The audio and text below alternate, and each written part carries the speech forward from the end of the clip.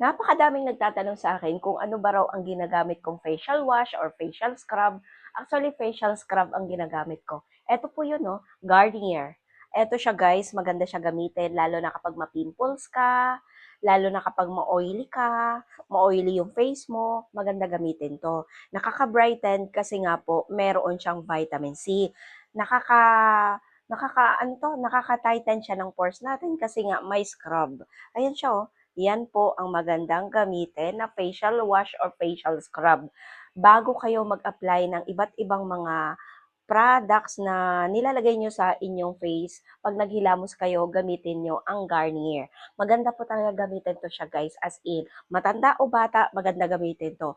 Ma-oily ka man, ma-pimples ka man, or lalo na kapag marami kang acne guys, ito yung gamitin nyo. Kasi kapag marami kayong acne, kapag marami kayong pimples, of course, may mga nagiiwang pilat yan. No problem sa pilat guys kasi mababrighten nito. Hindi naman totally brighten or pumuti ka.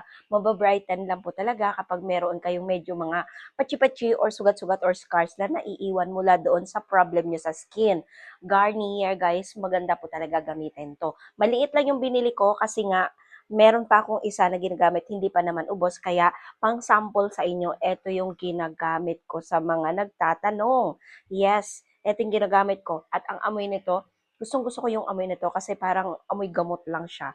Mamaya ko na siya gamitin kasi hindi pa naman ako maghihilamos. So, ayan siya guys, sa mga nagtatanong sa akin about dito sa Garnier na yan. Maghilamos kayo umaga at saka gabi, gamitin nyo ang Garnier.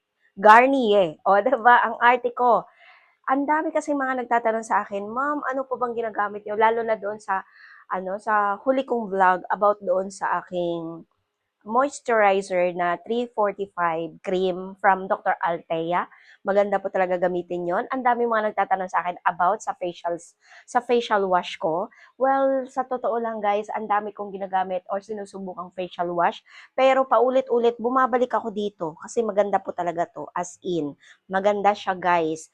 Maganda siya sa mga oily. Pero syempre, sa mga dry skin type, pwede din naman siya talaga. Kasi hindi ako babalik dito kung hindi siya pwede sa akin dahil dry skin type po ko. Pwede siya sa natural skin type, pwede siya sa ma-oily, pwede siya sa mga ma-pimples. Number one, kapag ma-pimples ka, mag-Garnier ka.